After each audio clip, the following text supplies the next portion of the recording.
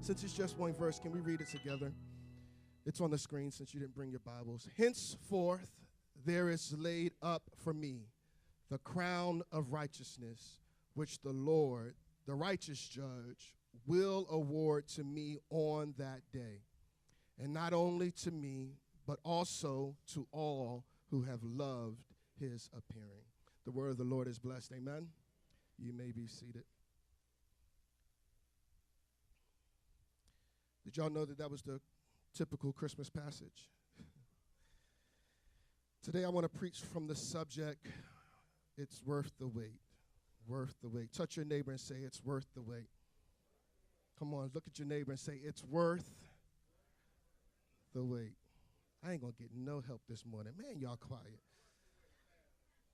Can I get some help and get some water, if you can, please? I recently came across a fabulous story. I was listening to one of my favorite preachers, Tim Keller. He is the pastor emeritus of Redeemer Presbyterian Church in New York City. And I was listening to a sermon of his, and he told this fabulous story that I want to share with you on this morning. During World War II, there was a man by the name of John Blanchard. John Blanchard was a lieutenant in the U.S. Navy. Thank you.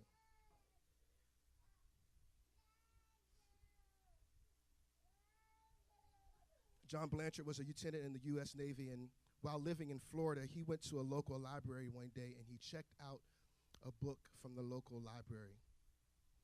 It turned out that book had been donated to the local library, and the reason that you knew that is because throughout the entirety of the book, in the margins of the book, were all these notes and these reflections and these thoughts that someone had written throughout the entirety of the book in the margins. And so he knew that the book had been donated by somebody. And so John Blanchard started to read the book, and as he read through the book, he grew more in love with, I can hear them back there, that's your test right there.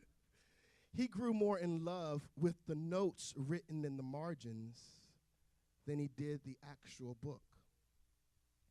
And it turns out that as he read more and more, the book more and more, and read the notes more and more, he started even being infatuated with obviously the lady who had written all these notes, because he could tell by the penmanship that it was a lady. And he started falling in love and infatuated really even with this lady just because of her notes. And when he finished the book, he turned back to the first part of the book, and in the inside cover, the lady had actually written her name in the book. Her name was Hollis Maynard. Hollis Maynard had written all these notes, and he was so infatuated, he decided to track her down. It was hard because all he had was her name, but through effort and through time, he finally found that Miss Maynard lived in New York City. And he decided to write her a letter, and he wrote a letter to her introducing himself to her. And he said, I've been reading your notes in the margins of this book, and it's just, I'm just in awe of your wisdom and your intellect and in your wit. And so he said, listen, is there any way that you would please respond to me so that we can correspond at least through letters? The next day, he was shipped off to war, though. And he was shipped off to Europe. He was stationed in Europe for World War II. And thankfully, the letter that he sent her actually got to her, and she sent him a letter back. And it eventually met him and reached him in Europe. And so over the next 13 months, they started corresponding with one another through mail. This was back before they had text messages and email. They were sending a mail through the post office with a stamp on it. Anybody know what a stamp is? So they started corresponding with one another, and every time they would correspond with one another, their love for one another just grew. It was like each letter, it was just like a flower that was budding, and they were just falling more and more deeply in love with one another just by mail. One day, Mr. Blanchard asked Miss Maynard if she would send a picture of herself because he said, I at least want to know what you look like. And she refused to send a picture, though, because she didn't want him to be infatuated by her beauty. She thought it would be worth more if he just loved her for who she was. Now I got to wait for them to come through because everybody's going to look that way while they're walking, and y'all not going to hear nothing else I have to say.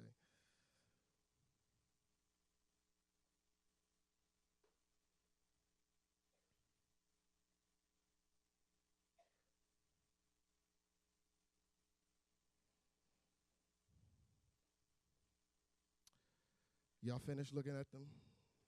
Kids look great, don't they?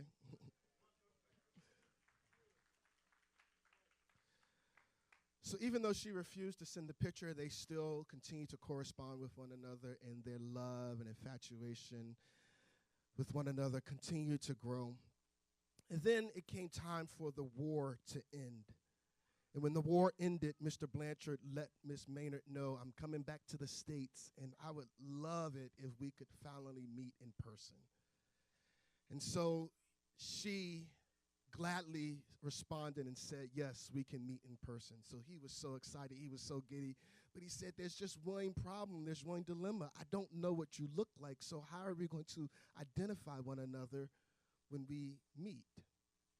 And she said, I have a good plan. I'm going to meet you at Grand Central Station on such and such a day at 7 p.m., and I'm going to be standing in such and such place, and I'm going to have a red rose in my lapel, and that's how you'll be able to identify me. Mr. Blanchard, after traveling across Europe, finally got on the train, headed towards New York City, got off the train at 7 p.m. in his naval uniform, and he saw two women standing in the place where Miss Maynard said she was going to be standing. And as he started walking towards the two ladies, one of the two ladies started walking towards him, and she was fine. She was tall. She was shapely. She had recently gotten her hair done. She had dark, beautiful eyes. And as she started walking towards him, he saw her in this pale green suit. It was almost like it was the perfect suit for the beginning of springtime to wear as everything was beginning to bud in the springtime. And she's walking towards him, and he's getting excited. And as they get closer to one another, she sees that he has caught her eye and her attention, and she moves out the way to pass by him. As she passed by him, she says, "Going my way, soldier," and keeps walking. He turns, captivated,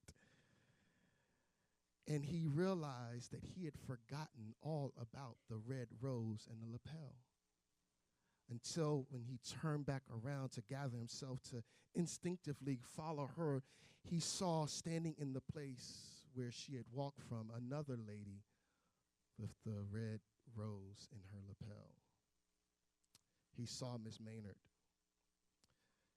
And at that moment, he had a decision to make, whether to follow the young lady who had just walked by or to go introduce himself to Miss Maynard. He said he was split in two. But ultimately, his love for her was greater than the eye candy that he saw walk by. And he said to himself, maybe this won't be the romantic love that I was hoping for, but perhaps it'll be even something better. Perhaps we become lifelong friends and I can get something that I didn't even know I needed or wanted. So he gathers himself, he tucks on his uniform, he clenches hold of the blue leather book that had gotten this whole quest started. That was to identify him to her, and he walks over gradually to her with a bit of puzzlement and a bit of bitterness, because it wasn't the girl that had walked by. But he walks over to her and he says to her, "Hello, ma'am. My name is Lieutenant John Blanchard, and I assume that you are Hollis Maynard. It is a pleasure to meet you. Will you go to dinner with me? Now, this woman, I forgot to tell you, she was obviously older, much older than John Blanchard. It's obvious that she was much older because she had her gray hair tucked into this worn hat that she had on her head. She had on these tethered clothes, even though the red rose was in her lapel. And she had her feet stuck into these ugly, worn down, small heels. But yet he still walked over to her anyway. And when he introduced himself and said, "Would you like to go out to dinner with me?" she said to him, "Son, I don't know who you are or what is going on. But that young lady that just walked past you, she told me that if you were to come over to me and invite me to dinner, that you should go and meet her at dinner across the street at that big restaurant across the street." She said it was some kind of test. I probably could end right there. But on today, we return to this idea that we are in the season of Advent. And if you've been with us any time over the past few weeks, you know that we've been talking about how this season of arrival and celebrating the coming of Jesus is charged with this energy of expectation. We even read in Luke how God miraculously allowed Elizabeth to expect a child after being old and barren, and she then meets up with and links up with her relative Mary, who also is expecting a child miraculously. We see God doing the impossible. And then there's all this expectation, this waiting for Jesus.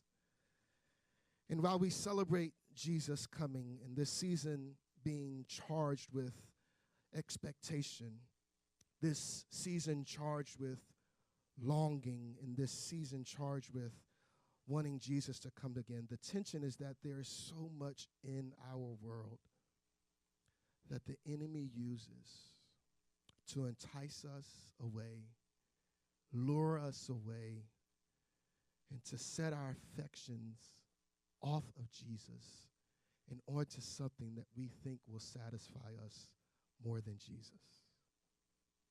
We set our affections and we set our longings on these temporary satisfactions and these temporary pleasures.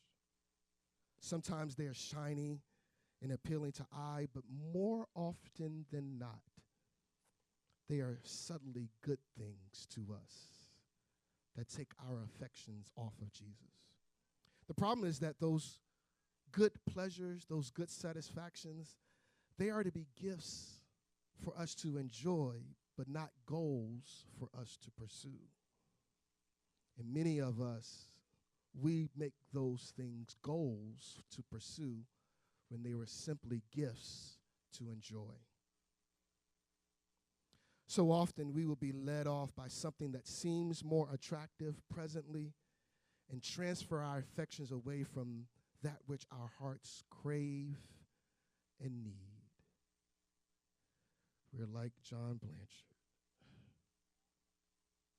But Paul, in these closing words to Timothy in chapter 4, he says that there is a crown. There is an award. There is a reward on that day, not only for Paul, but there is a crown, there is an award, there is a reward for all of God's children. If you're God's child, that means that you got a crown, I got a crown. All God's children got a crown. But it awaits those who love his appearing. So the question remains, do you love his appearing? Or have you let in something, some fleeting satisfaction, some fleeting pleasure captivate your attention? Or have you loved his appearing? Are you longing for his appearance? Which thing has you more infatuated? Are you chasing that fantasy that is passing you by? Or has your heart been enraptured by Jesus that you're willing to forego and not pursue that fleeting satisfaction? Now, I want to be honest with you. I know how difficult it is, because the enemy normally sends us stuff in a subtle way. He doesn't always just throw it in our face. He knows we can say no to the stuff that he just throws in our face. But he does it in a subtle way. But I want to encourage you, fight. Finish your race and keep the faith. Keep the faith. Finish your race. Fight the good fight. Because you'll see, not only do you get to escape hell, but you'll have a reward. You'll have a crown too. And it will be worth the wait. Charlie Dates, pastor of Progressive Baptist Church in Chicago, Illinois, he tweeted this week, "Waiting is not resignation. Waiting is faith's selfie." Let that sink in for a second. See, in this passage, it's not clear exactly what the crown of righteousness will be. People will pontificate and try to suggest what that crown of righteousness will be, what it will look like. But we know that no matter what the crown is and no matter what it looks like, it will be worth the wait. For all those who have forsaken all others and have loved Jesus' appearing, we shall wear a crown. When it's all over, we shall wear a crown. But here's the thing, our love for his appearing must inform and constrain our affections and our longings while we wait. If we're truly waiting his appearance, if we're waiting him appearing, it will inform and constrain our longings and our affections while we're here on earth waiting. And it's not simply about just stoic waiting, because Paul says in another passage in Titus chapter 2, verse 11, he says, "For the grace of God has appeared, bringing salvation for all people, training us to renounce ungodliness and worldly passions and to live self-controlled, upright, and godly lives in the present age, waiting for our blessed hope, the appearing of the glory of our great God and Savior Jesus Christ, who gave himself to redeem us from all lawlessness and to purify for himself a people for his own possession who are zealous for good works." Many people, as I read that passage, didn't think that sounded so attractive. Self-control, renouncing ungodliness, that's not attractive to you. But that means that if Christ is unattractive to you, that you won't get the reward. The reward only is for those who wait for his appearing. That means that those who the comforts of this world are greater than the beauty of Jesus Christ won't get that reward. It is even how Isaiah prophesied in Isaiah 53. It's us looking at Jesus this way. "For he grew up before him like a young plant and like a root out of dry ground. He had no form or majesty that we should look at him, and no beauty that we should desire him. He was despised and rejected by men, a man of sorrows and acquainted with grief, and as from whom men hid their faces, he was despised, and we esteemed him not." When you look at Jesus, are you longing for his appearance? Do you love his appearance? I don't want us to be Christians with shallow hope, that we simply dream about and long for something as valuable as getting our light bill paid or getting that job that we've always hoped for. Those things pale in comparison to what lies ahead. And as Christians, our orientation should not be simply to pursue those things as goals, but that we set our affections on Jesus. Because when those things are stripped away, we'll need something more heart satisfying than those cracker box treats. We don't need any more Christians who set their appetites merely on creature comforts. And the last thing we need are more Christians who are more committed to their favorite TV show than they are to the bride of Christ. The last thing we need are more Christians who are more committed to the American dream than the great commandment. Build your hope on things eternal. It says it this way in Hebrews, let us fix our eyes on Jesus, the author and perfecter of faith, who for the joy set before him endured the cross, despising the shame, and has sat down at the right hand of the throne of God.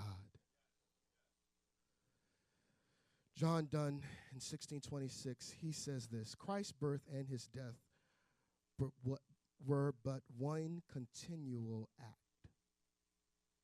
On Christmas Day,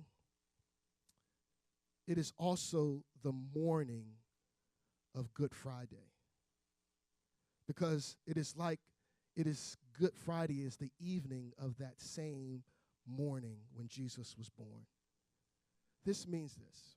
In this passage, it says that this crown, this award that will be presented on that day, it is not just for Paul, but you see there in the text, it says it is for those also to all who have loved his appearing. I struggle with this passage because some passages, they translate loved, longed. And what's going on here is that in the original language, it is in what is called the aorist tense. And so it has this dual meaning. It has this meaning that it is those who have loved Christ's first appearing, but also those who have longed for and are longing for Christ's second appearing.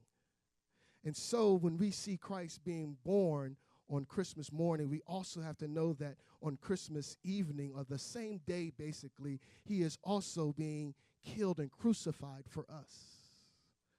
But that also means that in 3 days, he's going to get up and we will see him again. So those of us who have loved his appearing are those who have loved what he has done on the cross and in Calvary, but we also love the fact that he is coming back again. We both love his death and his resurrection and his second advent, his second coming when he comes again. You have to see both as beautiful. Are you split in two this morning? Are you deciding where you're going to set your affections? Are you going to set your affections on things of this world only? Or will you set your affections on knowing that Jesus is coming again? You don't know whether to anticipate and eagerly expect his coming or not. You're split in two this morning. But I want to let you know, if you will love his appearing, it will be worth the wait.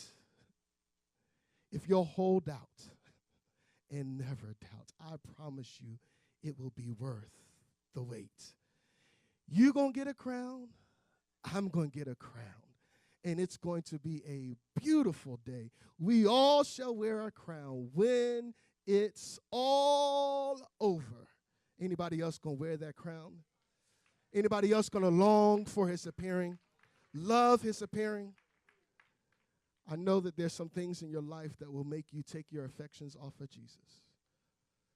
And right now, it may look like Jesus looked like that lady who had the red rose in her lapel. You're wondering whether or not it'll be worth it to walk over to Jesus and to commit your life fully to him, and to not chase after the things and the passions and the affections of this world. But I want to let you know, as we celebrate Jesus appearing on Tuesday, know that he is coming again.